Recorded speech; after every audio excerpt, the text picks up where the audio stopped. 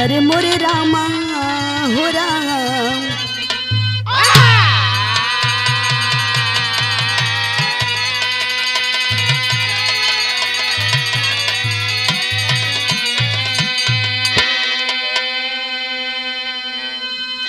अच्छा बाबूजी, मैं बिरहा गायिका पूजा निगम अपनी पूरी पार्टी की ओर से हाथरस, गैंगरेप व दरिंदगी की शिकार मनीषा वाल्मीकि जी को नम आंखों से पुष्पांजलि अर्पित करती हूँ। और एक नारी होने के कारण मैं अपने बिरहा के माध्यम से हाथरस कहानी के लिए आवाज उठाई हूँ। वैसे देखिए, कलाकार एक दिशा निर्देशक होता है। अगर कोई भी घटना होता है तो कलाकार अपनी आवाज को जरूर उठाता है। अरे वाह! भूमिका की लाइन है कैसे मास्टर?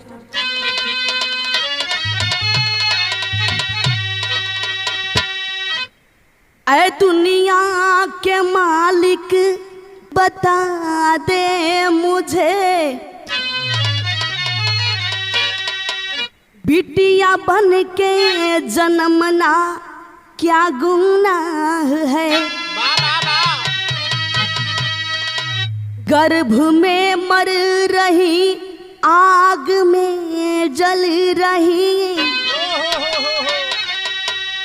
यह करुण वेदना तड़प की आह है। प्रश्न करते लहू दर्द कैसे सहूं, बिन कफन चैन की नींद सोने तो दो, फिर नोचेगा जिस्म बन के कुत्ता कोई,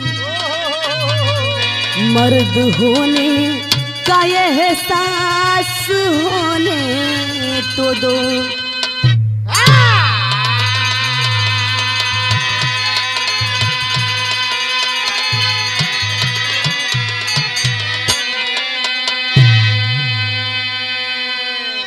आए दिन ये बलात्कार, हत्या, मर्डर होता जा रहा है, लेकिन पुलिस प्रशासन, नेता, राजनेता सब चुप्पी साधे बैठे हैं।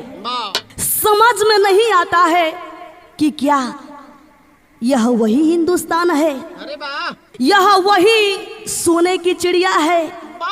लेकिन हो बाबूजी, जो पापी दुराचारी जो दुराचार करते हैं, जो इस घटना को अंजाम देते हैं, क्या वो नहीं सोचते कि इसके आगे क्या होगा?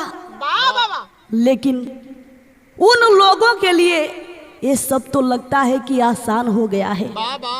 अरे जरा गौर करो, अगर एक नारी मर्द को पैदा कर सकती है, तो नारी मर्द को मिटा भी सकती है। मास्टर कव्वाली के छोड़ा, भाव पे आजा। और इस भाव में यह मेरी आवाज है कि नेता राजनेता पुलिस प्रशासन सभी लोगों को गौर करना है और फील करना है ये चीज। क्या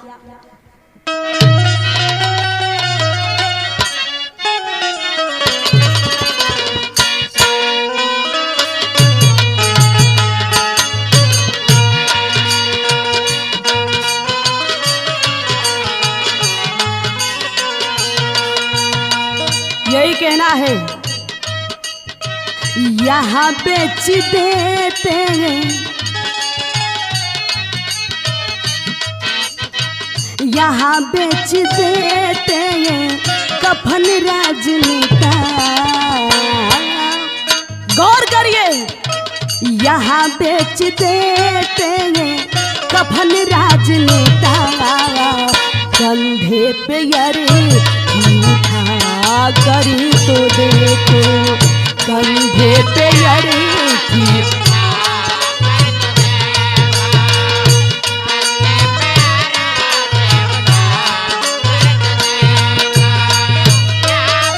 क्या बात है। हम राजनेता, हाँ कफन राजनेता, कंधे पे यारे उठा करी तो देखो।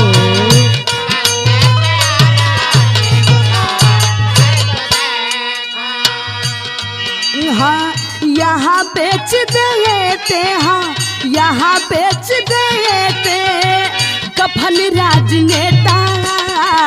कंधे पे यारे थी उठा कर तो देखो। और अगर सच में इंसान, अगर सच में इंसान हो मेरे यारो, अगर सच में इंसान हो मेरे यारो, अबला की असमत बचा कर तो देखो, अबला की असमत बचा कर तो।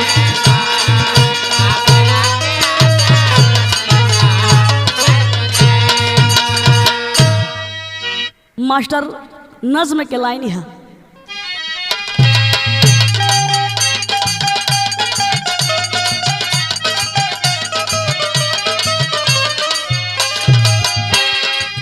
सोने की चिड़िया को डिजिटल बताए जाते हैं, सोने की चिड़िया को डिजिटल बताए जाते हैं, फैशन की आंधी में कपड़े उड़ाए जाते हैं।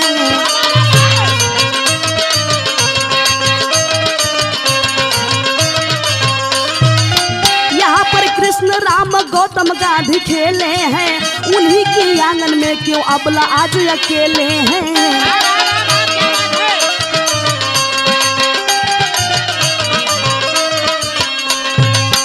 उनकी आंसू धरती आसमां बहाए हैं, उनकी आंसू धरती आसमां बहाए हैं, हवा कराहती बिलक रही दिशाएं हैं।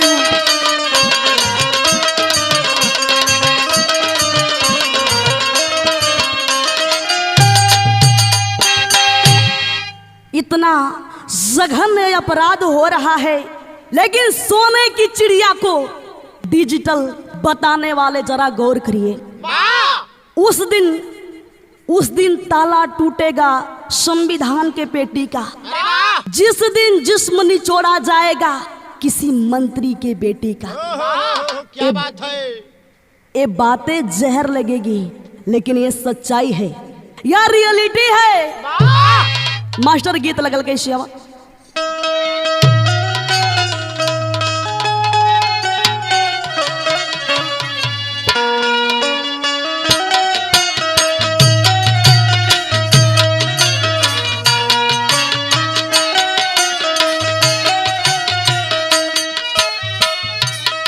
गीत के छोड़ी भाव पे आ जाए। भाव में कहना है, जिला हाथ रसकुल गढ़ी गाँव जहवा रहले वाल्मीकि ओम प्रकाश हो।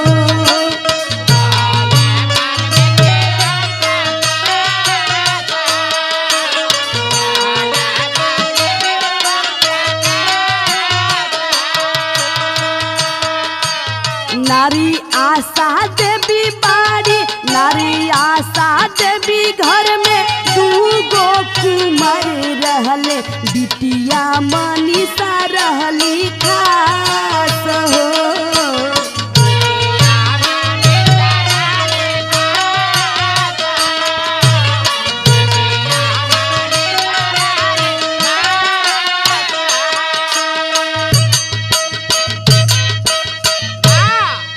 देखे बाबूजी, गौर करिएगा, जिला हाथरस, थाना चंदपा, कुलगड़ी गांव के रहने वाले श्री ओम प्रकाश वाल्मीकि जी, पत्नी का नाम श्रीमती आशा देवी, दोनों पति पत्नी के बीच मालिक दो बेटा, एगो बिटिया देले रहला। अरे वाह, जोना बिटिया का नाम मनीषा बतावल गई, लेकिन हो बाबूजी बिटिया भइल बहुत बड़ जिम्मेदारी होला।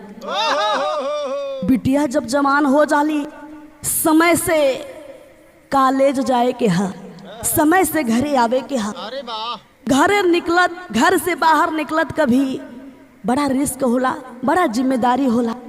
इतना ही ना, घर का चूल्हा चौका लेके पूरा चौवादारी यानी घास भूसा तक भी देखे के पड़ेला। वाह, और मनीषा एगो बिटिया के नाते, एगो लड़की के नाते अपने महतारी के साथे घास काटे बदे खेत में चलली हो बाबूजी।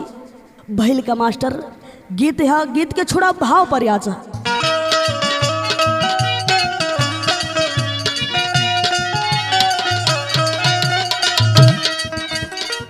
घास लावे गईली,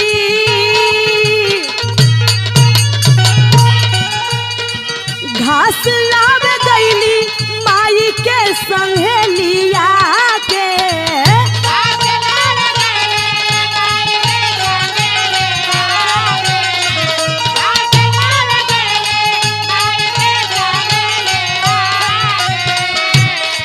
हाँ, घास लावे गईली माई के संहेलिया के, पापी मुदैया रहे बैठल,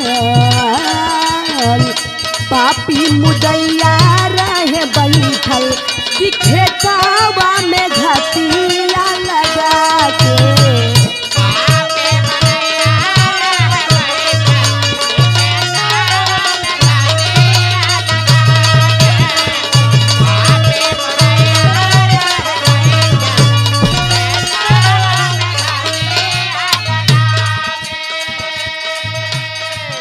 माई के संगे खेत में चारा काटत है, घास काटत बाड़ी, और देखा माई घसिया के काटत काटत हो बाबूजी बहुत ही दूरी हो गई। जोना में मनीषा अकेली चारा काटत बाड़ी, और इतना ही ना, चार पापी, चार लड़के जिन लोगों का नाम बताया गया, रवि, रामू, लवकुश और संदीप, वाह वाह, जो चारों बड़े जाति से आते हैं, चारों हो बाबूजी। जब मनीषा के अकेले देखला, नियत गंदी भइल बा, और योजना का बनावत हो मास्टर कैसे? काट लगली घास बिटिया दूर गईली माई,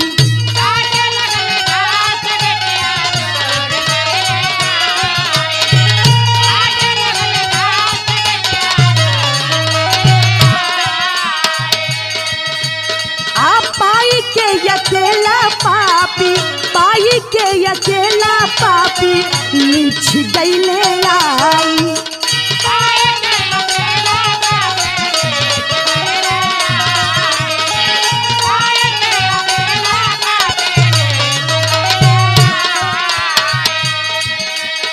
मुंह बंद कैले कैसे, मुंह बंद कैले कैसे बोली है चिल्ला के। मुंह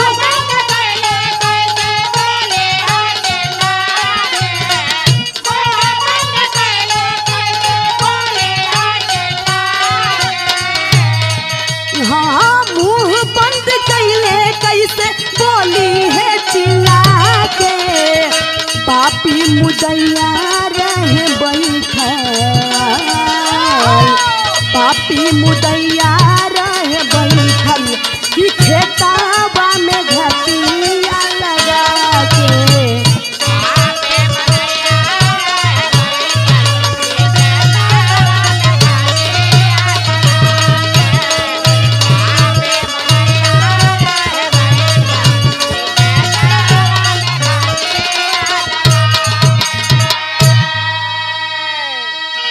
चारों पपिया हो बाबूजी मनीषा के अकेले देखी के मनीषा के पास गईला आ मुंह बंद गई के घसीटत बाजरा का खेत में बाजरा लगा था, घसीटत बाजरा के खेत में लेके गईला, मारत हवा पीटत हवा। मनीषा पूछ रही है कि भैया भैया मैं क्या गुनाह की हूँ, भैया मैं आप लोगों का क्या बिगाड़ी हूँ। होता है क्या, तेरी की लाइन है।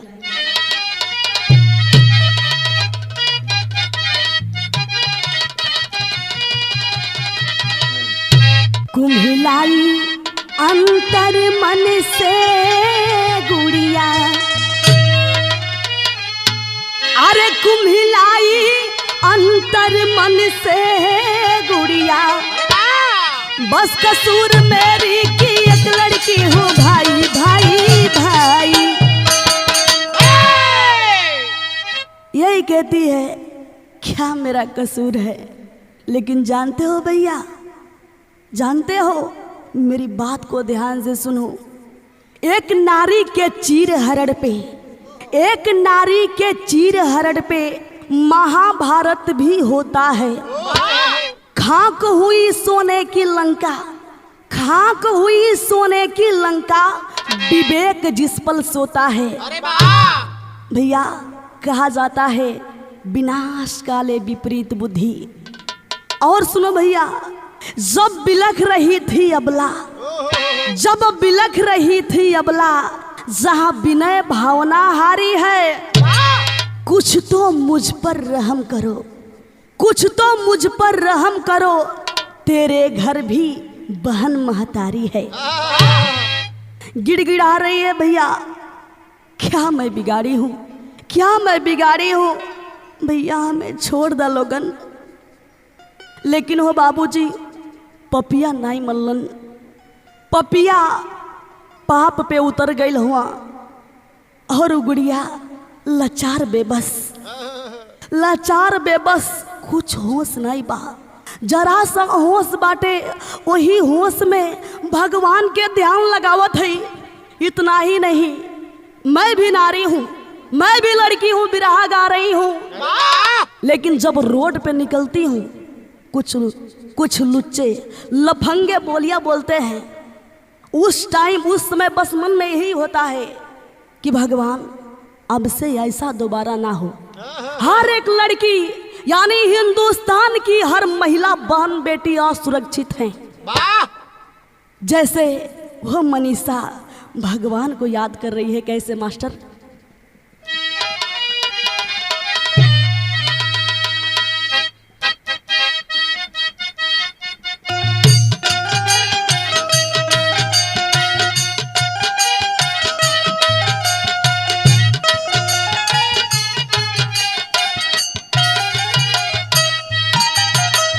यही कहत बाड़ी,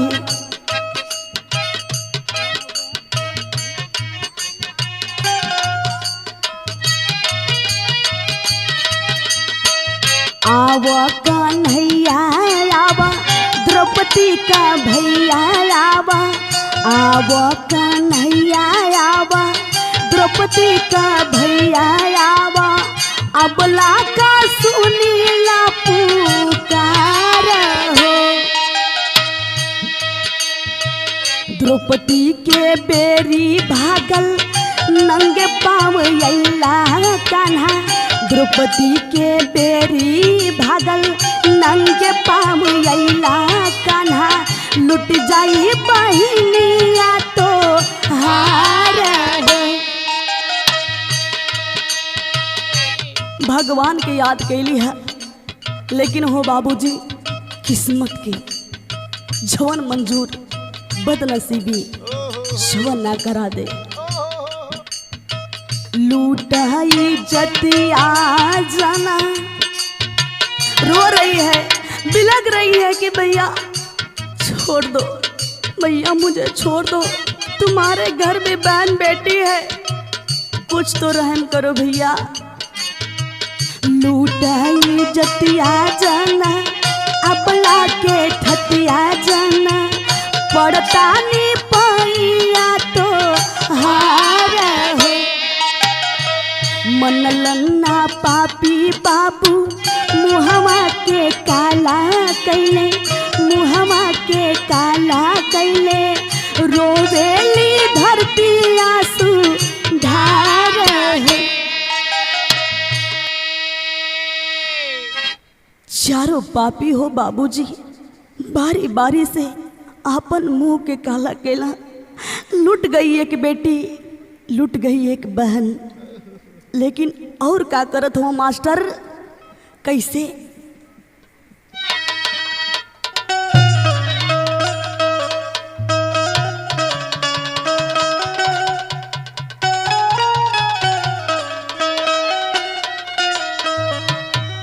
इस जघन्य अपराध को अंजाम दे करके पापी करते हैं क्या? कैसे मास्टर?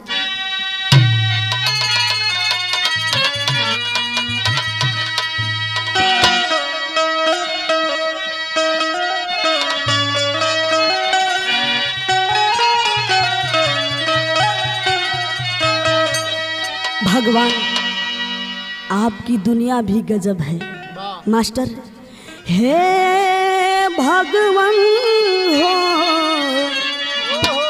हे भगवान,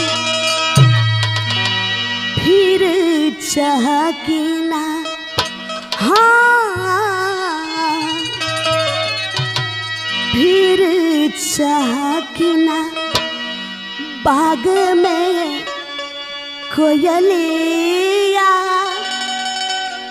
अरे फिर चहकिना बाग में कोयलिया, जुबान पापी काटे लगले हो। देखे हो बाबूजी, मनीषा के उ पापी जिभिया के काट देला कि ना ही इसकी जीभ रहेगी और ना ही हमारे बारे में किसी को कुछ बताएगी। इतना ही ना, और का करत हुआ?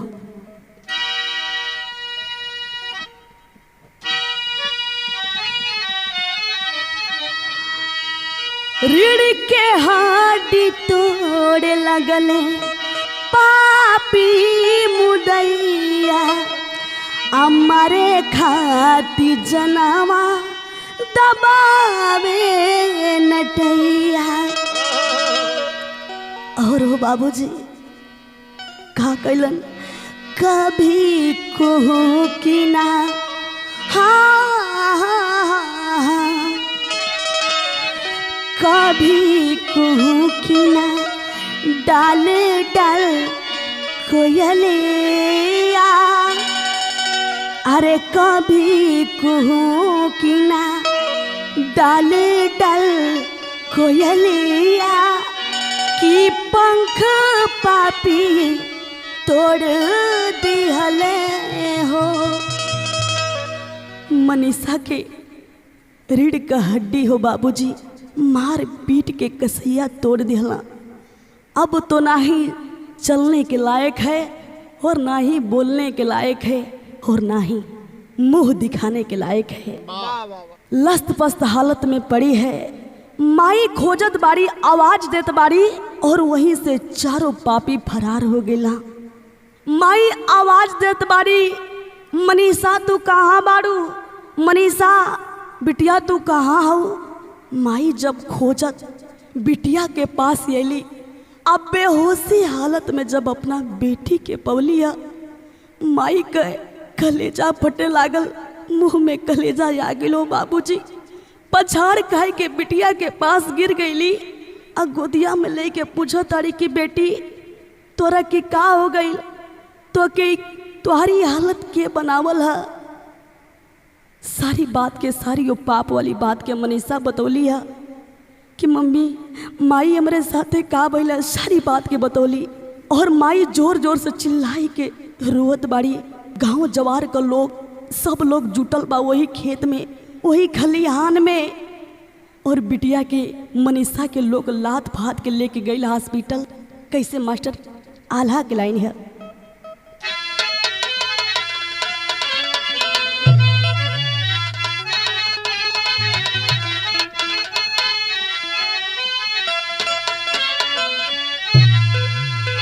चोरी हत्या पाप नहीं।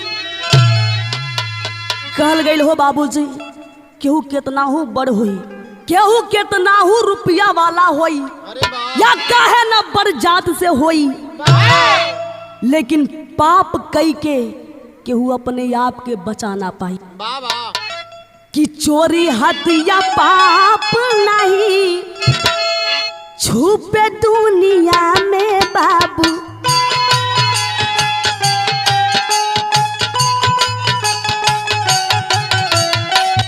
होला गलत काम के हो गलत परिणाम।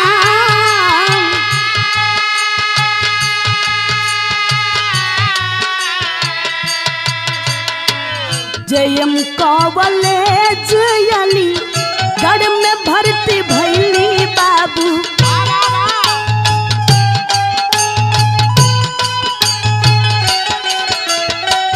सफदरगंज रे भर भैली दिल्ली सरना।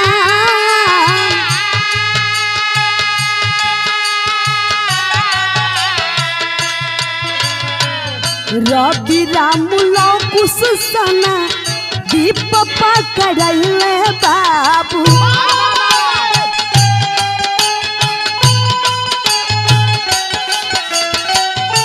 हालत में बीती या के भइल ना सुधार।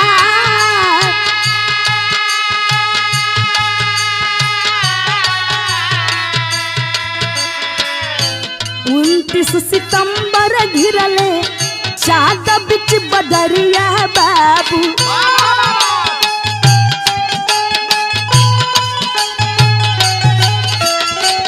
छोड़ दिहल बिटिया मानिसा हो संसार।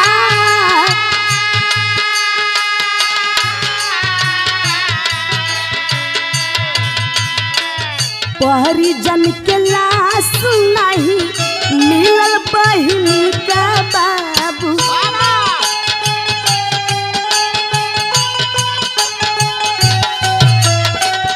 कहरी का मुआवजा अबला के परिवार।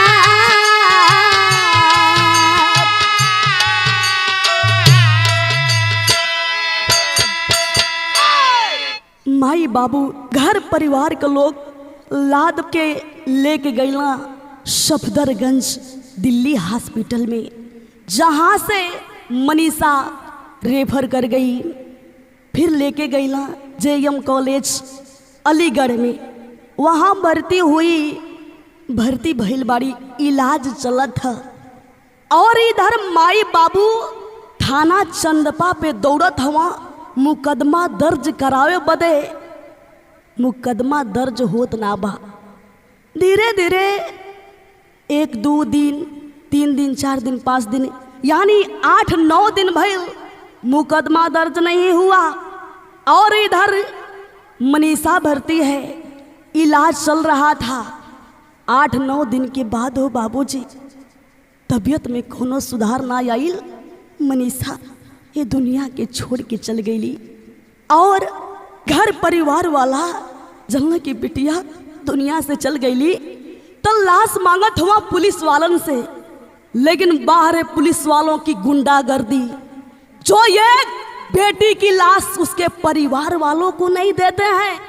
रातों रात मिट्टी का तेल छिड़क कर उस बेटी की लाश को जला देते हैं।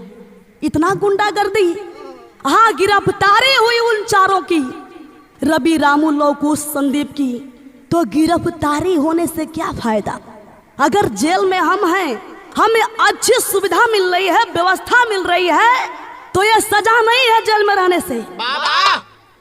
अब तो बस यही है, जस्टिस फॉर मनीषा, उन पापियों को फांसी की सजा दी जाए। माई बाबू डिमांड करते हो फांसी का, लेकिन सिर्फ माँ बाप ही नहीं, हम पूरे हिंदुस्तान के लोग खड़े हैं। हिंदुस्तान के लोग ही नहीं, जितनी हिंदुस्तान की नारियां हैं सब की सब खड़ी हैं। कैसे मास्टर खड़ी के लाइन है।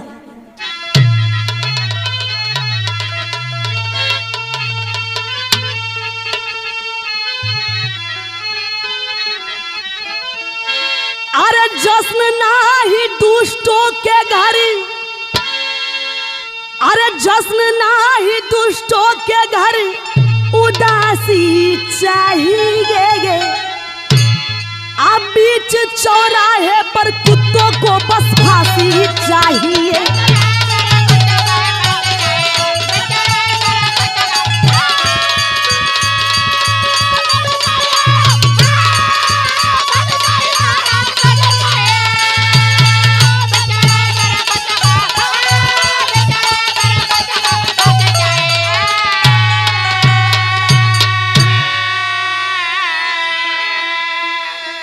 मैं भी एक नारी हूँ, मैं बता रही हूँ कि मैं भी एक नारी हूँ।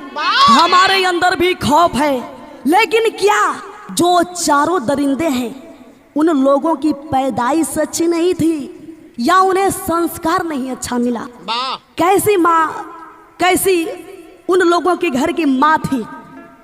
इन लोगों को कहा जाता है जो अपने आप को बड़े बनते हैं, शिक्षित बनते हैं, वाह इन लोगों को कहा जाता है एजुकेटेड हो करके इंफीरियर।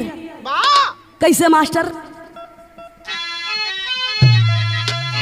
किसी भी घटनाक्रम को राजनीति से जोड़ना छोड़ो, आदेश संरक्षण पापी को जो उसका कमर भी तोड़ो।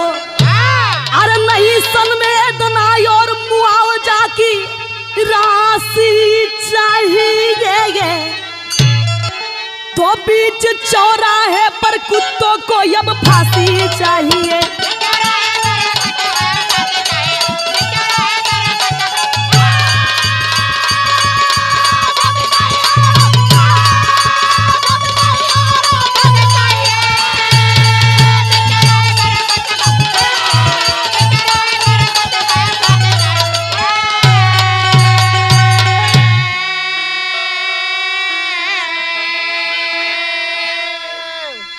हमारे पीएम साहब माननीय नरेंद्र मोदी जी जो एक आवाज उठाए थे, बेटी बचाओ बेटी पढ़ाओ, लेकिन साहब आज इसका मतलब, इसका मुख्य अर्थ समझ में आ गया है। बेटी बचाओ इसलिए कि बेटी वाले अपनी बेटियों को बचाओ, क्योंकि हमारे राक्षस उतर गए हैं तुम्हारी बेटियों को नोचने के लिए।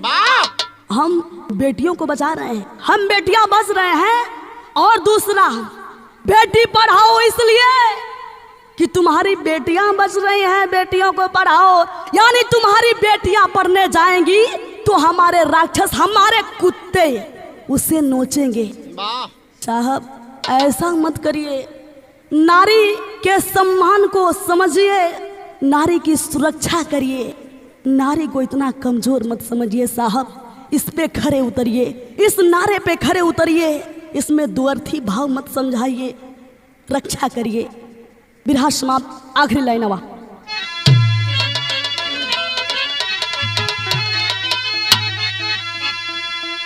कि जय जयकार गुरु जद्दू जी की जय अमर फुलवारी।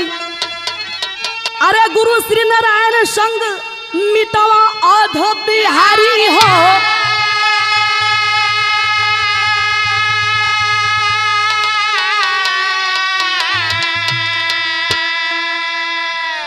कुम्हलाई अंतर मन से गुड़िया, अरे कुम्हलाई अंतर मन से गुड़िया, पूजा विकास लहरत कली है अब मुरझाई, कुम्हलाई अंतर मन से गुड़िया।